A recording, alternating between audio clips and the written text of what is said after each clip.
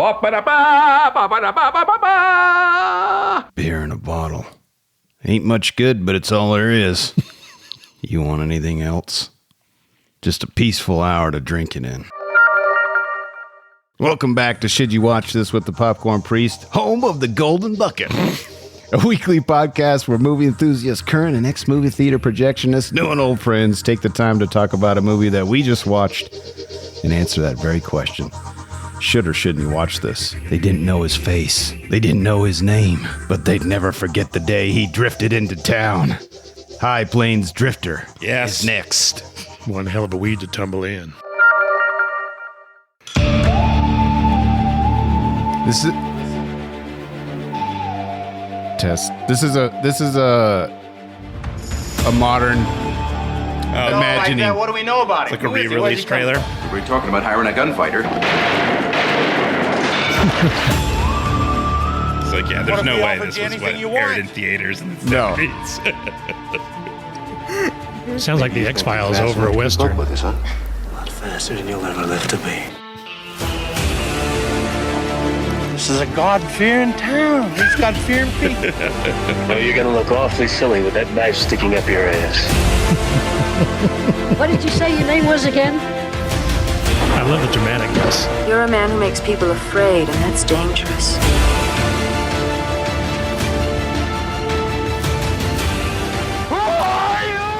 I feel like I'm watching a preview for a Michael Bay film.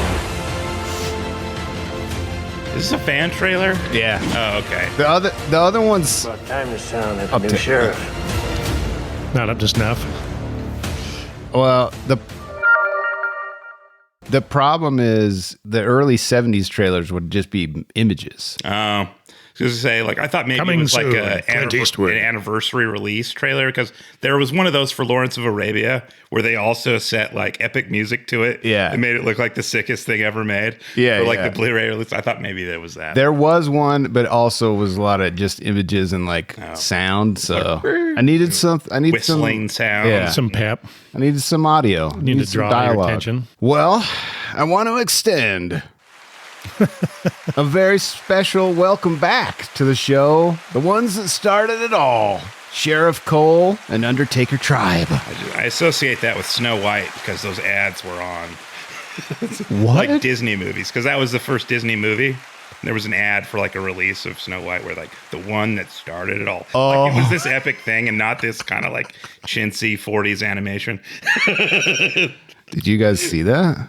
What, like the remake? The new one? The live action one? No. It's on Disney, but Is it? I haven't gotten around to watch it. If I get bored enough on the plane, I think it's on the plane too. Never looked good. I don't know why. I'm they sure I'll keep watch it making with my those. kids, but I want to watch it just to see how bad the acting is, just for a laugh. the description Oh, yeah. for this one: a gunfighting stranger comes to the small settlement of Lago and is hired to bring the townsfolk together in an attempt to hold off 3 outlaws who are on their way. It's very funny to frame it that way because yes, I mean that is the kind frame. of that, but it's not that. Yeah, it's like essentially it's That's it's a typical Western description. it's being subversive with a typical like Western setup. Yeah. Yeah, like they're hiring some guy to get the bad guy. So I'm trying to think. It's like, isn't It's that not that. You need that's what like you need the hero the lawman against the evil bad Magnificent guys. Seven. Yeah. Yeah. Shane is maybe he's not like quite like that, but with High Noon, I mean it's similar to High Noon. Only that guy was the sheriff, so it's kind of a different deal. But I mean, maybe 310 to Yuma, a little bit. A little bit. yeah, a little bit, yeah. Elements of it, yeah. Elements of that. Yeah. I mean, yeah, but it's setting It's that. not that, though. but You get the sense of why. It is not that. No. Directed by Clint Eastwood, his second of 45 director credits. Wow. Man. You really pumped him out like Woody. Well, that's the thing is that he hated like having to do multiple takes. Yeah. As an actor, and so that's what like influenced all of his like He film just style. rolled through It's it. like 3 takes. And he's like, "Mouse good, we're good." And he's moving like on." 95 I think or 95. Yeah, he's up there. It's like, yeah. So you like if you're an actor and you don't get it, you don't feel good about your take. It's like, well, you should have been better. If it's fine for him, he's going to move on. Top billed stars are Clint Eastwood, Verna Bloom, and Mariana Hill. The 2 women, I guess. Interesting. I guess. There was only 2 women. A crisp 1 hour and 45 minutes, even though it wasn't crisp. It felt like It's got it felt leisurely long. pace, yeah, for sure. but that's There's a lot that's of to be flashbacks. expected. Yeah, no, I feel like it's Multiple point of views. It flows really good though. yeah, I think it's fine. It's just Yeah. it's not a thriller or an action. Yeah, it's not high paced. No, Like it's not. it's a 70s movie. There's a lot of scenes with no talking and Yeah. really long, drawn out. The camera's just spinning around in circles. Yeah. Rated R. Genre on Rotten Tomatoes says Western. Correct. Correct. And I don't think you should add anything to it. Well, No, that- IMDb says different. Yeah, I know they would. They say dark comedy, period drama, psychological drama, then drama by itself, mystery, and Western. I was wondering if they were going to add like paranormal, Psychological perhaps, Western. perhaps mythical in some way, or Like, allegorical. Crypto Western. it's not a dark comedy. It's funny in parts, but it's, Yeah, it's not one. calling it a dark comedy is incorrect. It's not. I wouldn't even. It's not even trying to be that. It has comedic moments. Trying to label something really horrifying as edgy.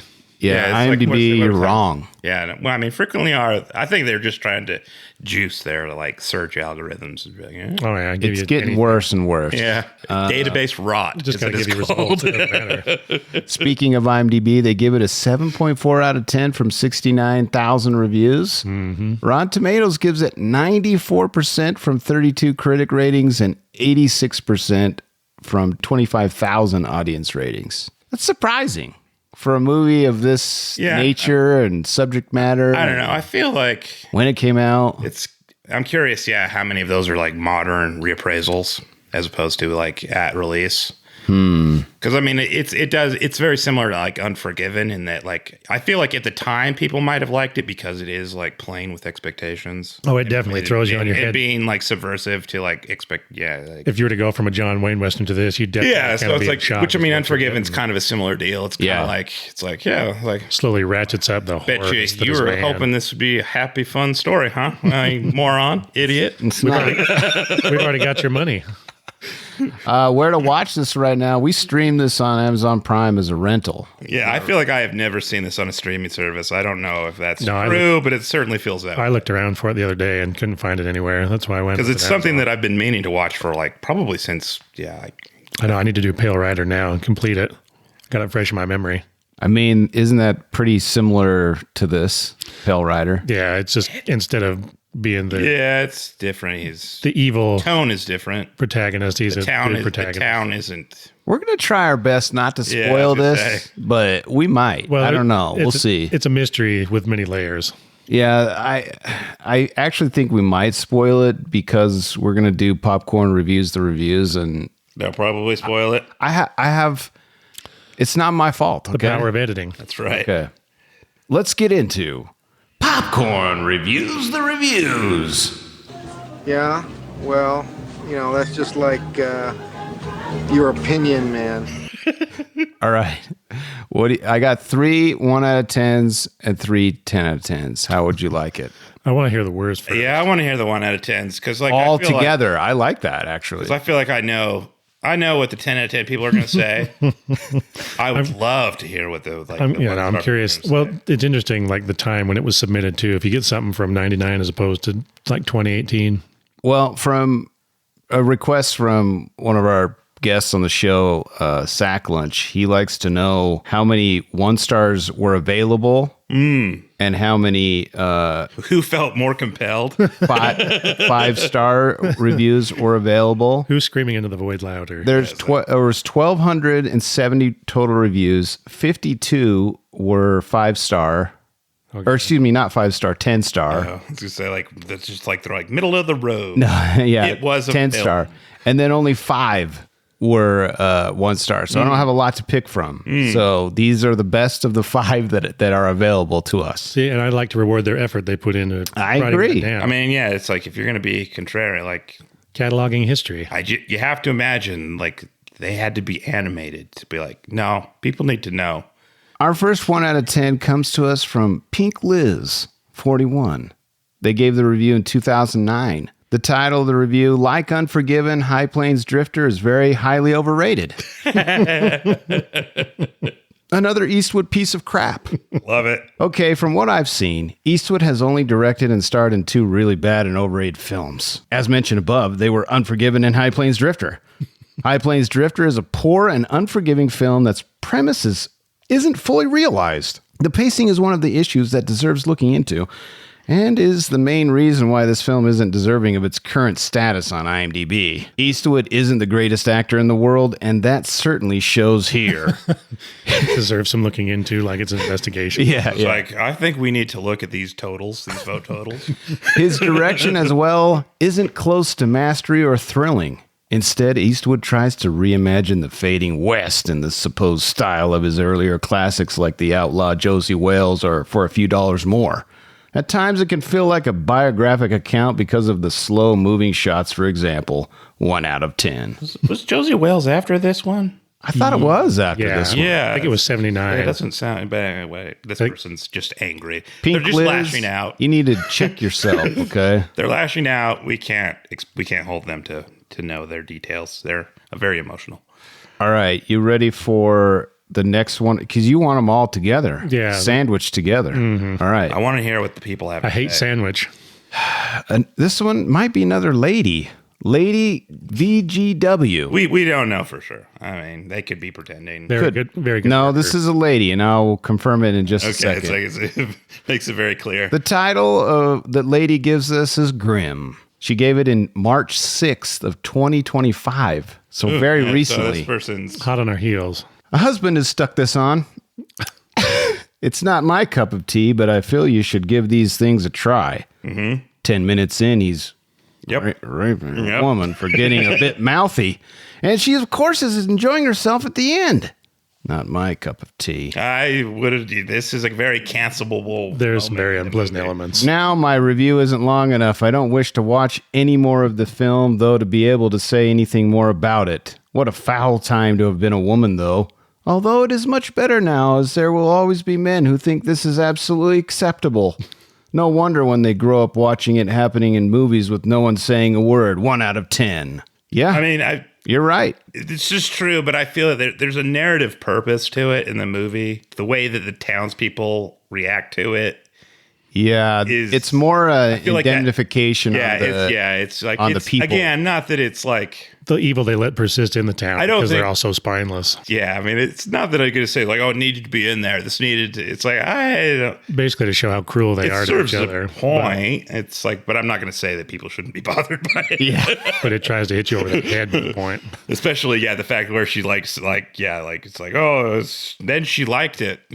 I love the right out of the gate. She's like, my husband put this on. Yeah, I know.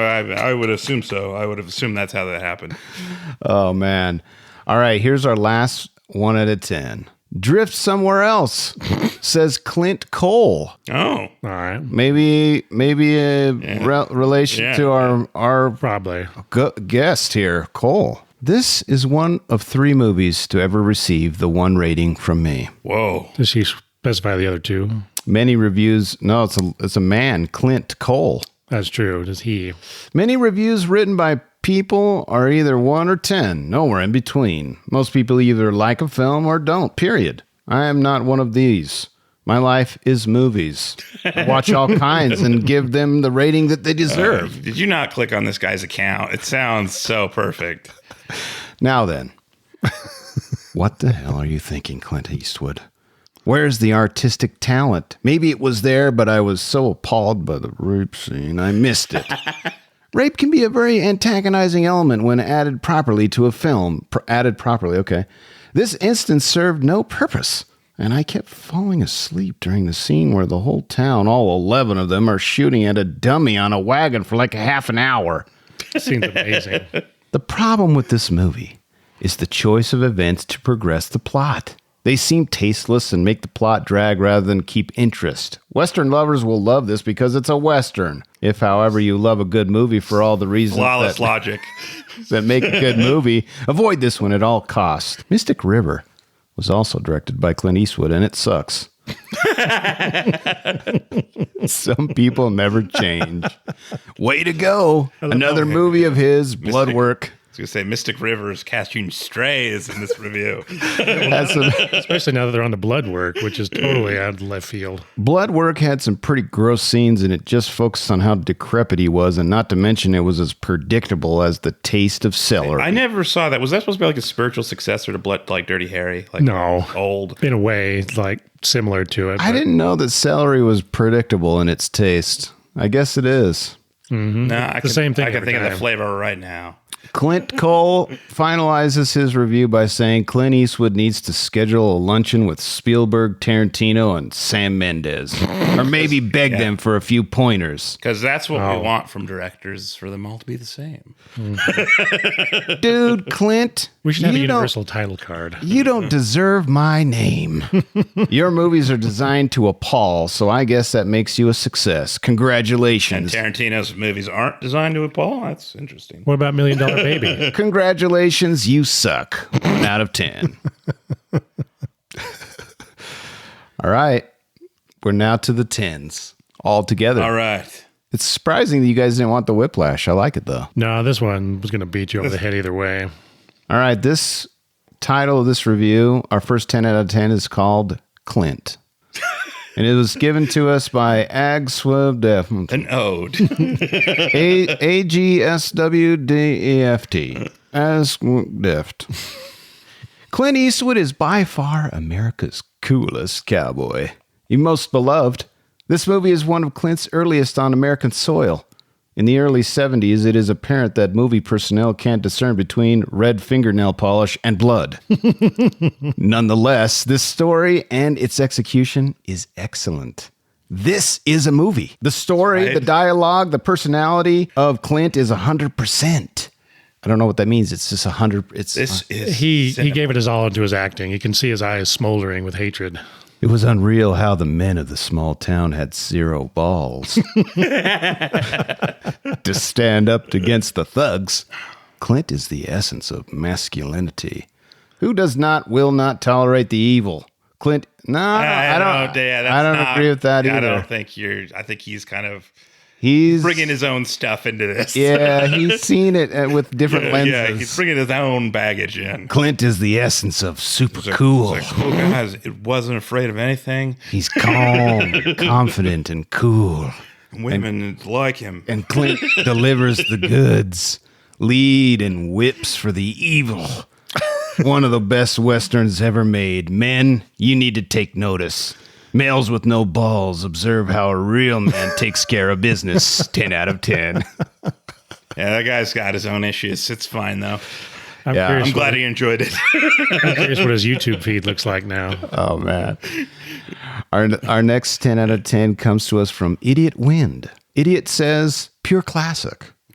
Clintus Eastwoodius Maximus. Seriously? What more need we be said? Wow. This is a beautiful film all around baby Mr. Eastwood.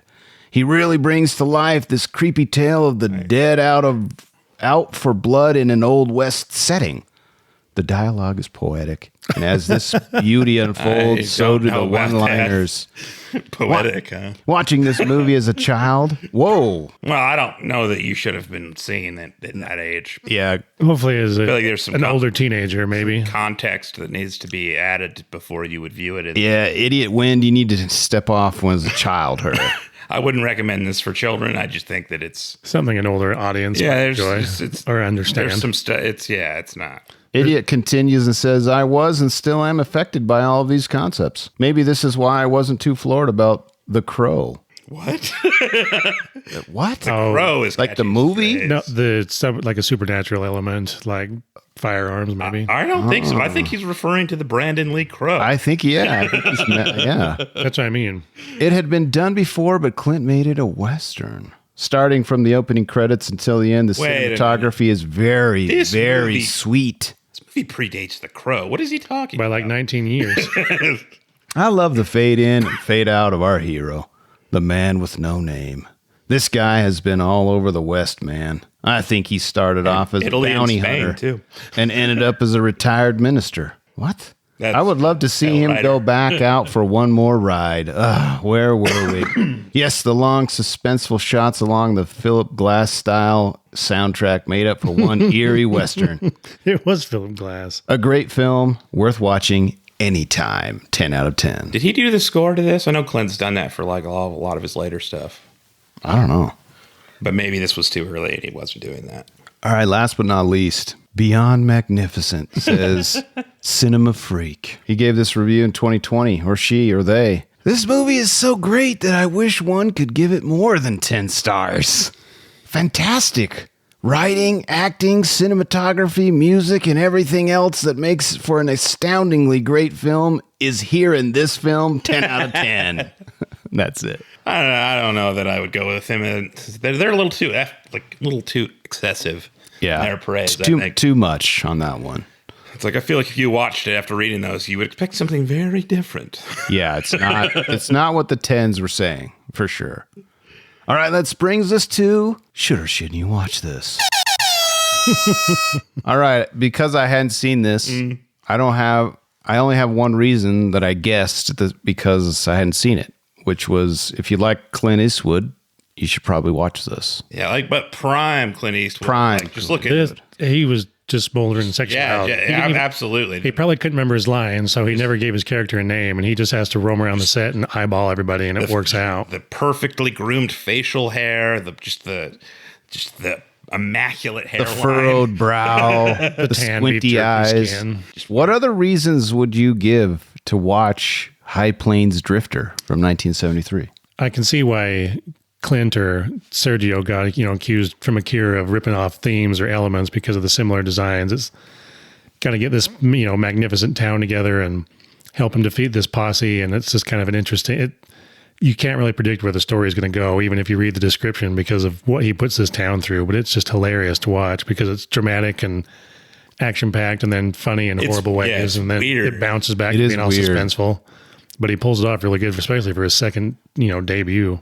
It made it work.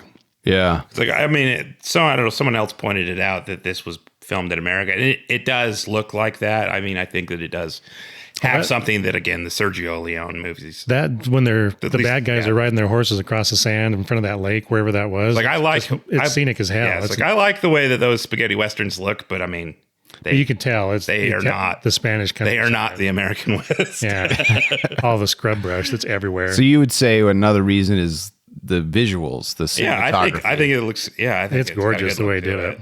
And it looked pretty great for a 1973 film. This like tiny little hand-built town on the lake, and like all the acting is really good. Everybody, pulls their weight. I would say Unforgiven is better than this, but I mean, it is still good to see like Unforgiven's got early Clint Eastwood. I mean, but then you get really, you can tell he's still like growing. Everybody as a director. So what else? That's like 2 or 3 reasons right there. Any more? If you listen, you put me on the spot. Okay, listen. Now my mind goes blank. Yeah, it's like there is a scene. That would have been the reason. I would say shouldn't see not it. If you don't like that. If you want to see a very cavalier, very strange portrayal of sexual assault. Yeah, it's kind of weird. Clint went hard for it right out of the gate. Within the first 15 minutes, there's an assault. Who wrote this? He didn't write it as well? No, he picked up the script and liked the idea of the story and decided to do it. He didn't write this one because I mean, there is like a greater element to the story where it's like there's an ambiguity to it. There's kind of a myth, like a parable kind of element to it, like kind of supernatural, but not really, but hints at it. There are, in a looking way back, it lets your imagination kind of run with what you think. It hints at a lot of different things. Yeah. And then it kind of slams it home at the end. Yeah. So and it's not a typical Western in there, and that's what I like about it. But it also doesn't go like straight on. There's like, there are ghosts and stuff. It's just kind of like, think about it. Yeah. Yeah, just like I'm leaving this town to think about what they've done. Yeah, think about it. You're going to need to think about what you just saw. You have a chance for redemption, but it's going to mess you up. All right. Any other reasons that we didn't mention? The little person, Sheriff. Great character. Hey, Sheriff Mayor. Sheriff, the dual Sheriff Mayor. Sheriff. I mean, I think there's there was not a municipal law that allowing someone to hold both positions, but I mean, knowing what I know now, having seen it, it's even that much more funny and awesome that he makes him the mayor because he's just playing with the town. And it's very good. Well, that was the point. I mean, screwing with everybody, and he gave him that false sense of confidence. Correct. Exactly. Well, let's get into by the numbers. For God's sakes, just give me the damn number! All right. What do you think the budget was for this 1973 vehicle? $3 million. I was going to say That's two. pretty great. Yeah, it just 2.5. It It's looks, 5. yeah. Wow. 5 million. What do you think it made at the box office? By the way, there's no international numbers. It was not released Yeah, internationally. makes sense. 25. I'm gonna say 10 million. 15.7. Dang, nice. Tripled it. And I'm going to tell you what the top 10 movies were. It was in the top 10, wasn't it, in the 70s? It was not. Yeah, it's like, are there I bangers? think it was like 13th or 14th. 70s movie, so it could be a banger year. Let's Maybe. see. I know. I'll go from 10 to 1. And if Okay. you want the number, I have it. I'm just not going to read it. But Yeah. number 10 is Serpico. Wow. 9 is Paper Moon. 8 is the Disney's Robin Hood. The cartoon. I think so. Number 7 is Live and Let Die, Bond film. Wow. 6 is Magnum Force, a Clint another Eastwood Clint film. movie. Wow. 5 is The Way We Were. 4 is Papillon. What? Oh, Poppy. What? I think that's how you say it, right? It's like a French. Yeah, that's what I was thinking. It's like I'm seeing the naked man on the horse. I think so. Is that Yeah. 3, American Graffiti. Wow. 2, The Sting. That And- one I still can't believe. The Sting is good. The Sting is a fun movie. Sting is great. It's really good. And number 1 is The Exorcist. That one I Wow. could say. All right. Wasn't The Sting and The Exorcist like the same year? Yeah, this is all No, it's 1973. all 73. Oh, I thought this was 70. Sorry. $193 million The Exorcist made in 73. That's insane. You can't use that money though. It's tainted. It's By Alien evil. was the year before. Holy Cursed cow. money. This movie came in under budget and 2 days ahead of schedule. Yep, that sounds like Clint. Clint is famous for being an extremely efficient director. Yeah. I like that. He did not like doing multiple takes. So Oh, I made a mistake. It is the 11th in the highest grossing. Excuse me. It holds the 11th position of the highest grossing 1970s Westerns. Yeah, that's why I thought it was up there. It made a lot of So money. of all the Westerns that were going on, it's the 11th. Clinton clawed his way up was there. it kind of a dying like era for the westerns of the 70s? I don't actually know. But that was kind of the transition, though, from like black and white to color. And so it was kind of a different medium. I don't. Yeah, it's like I don't. Well, and then Star Wars comes out in 77. Yeah. And then, And then we all saw Toy Story 2. The spaceships went up. Yeah. Yeah. No one wants to play with cowboy dolls anymore. Exactly. I guess how many gallons of paint were used to paint the town red? Yeah. I was gonna say, yeah, that's some great subtext. 10 per building, like 500. 380 gallons of red Holy paint. cow. Some of that was used on the blood as well. Yeah, I don't know Same color. Should have just doused it on him, like bucket, just splashed him with blood. Universal Pictures wanted this movie to be shot on the studio. Instead, Clint Eastwood had a whole town built in the desert near Mono Lake in the California Sierras. That's where that is. Many of the buildings were completed and three-dimensional so that interiors could be shot on location. A 46-man crew of technicians and 10 laborers worked 10 hours a day for 18 days, constructing 14 houses and a 2-story hotel. They were burned down at the movie's completion. Nice. You got to clean all this up. It's funny that they didn't just dispose of it. They're like, nope, get that smoke in the air. Just burn it up. Clint made it his summer cabin home.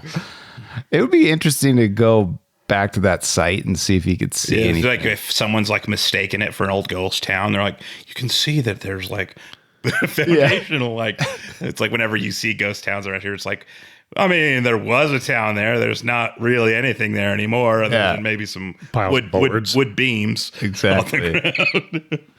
This was filmed in sequence, which I kind of like. Interesting. Yeah, that's wow. I wonder if that's just because Clint Eastwood was like still new at it. He's like, no, I don't. It's complicated. I'm not doing that.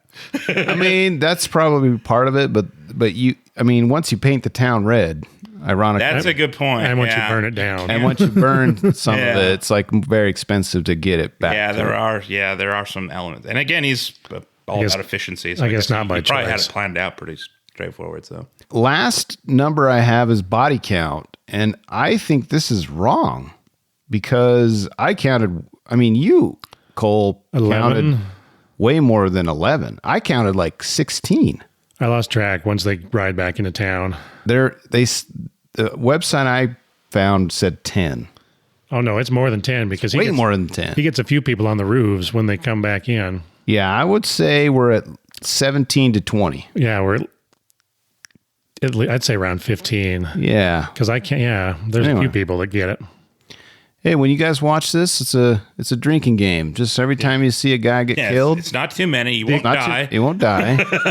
With the explosion in the hotel and the resulting gunfight, there was at least half a dozen people there. Yeah, I don't know how many got shot then, though. So it's way hard to say. I think you're in the right ballpark at 15. It's somewhere right in there, it seems like. I think they're like forgetting some of the people that were killed outside of the town. Or it's kind of ambiguous. Like one guy falls off a roof. It's like, we never saw him stop breathing, so who knows? It's true. It's not on screen. Yeah, according to official lore. Yeah. Listen, I think we did a really good job of not spoiling this. Yeah, I mean, you should know about the inappropriateness. Yep. There's not really a spoiler, but it occurs early on. There's some other inappropriateness going on. Well, that'll be a very fun argument to have. It's like, I don't think so. Yeah, I'm not gonna.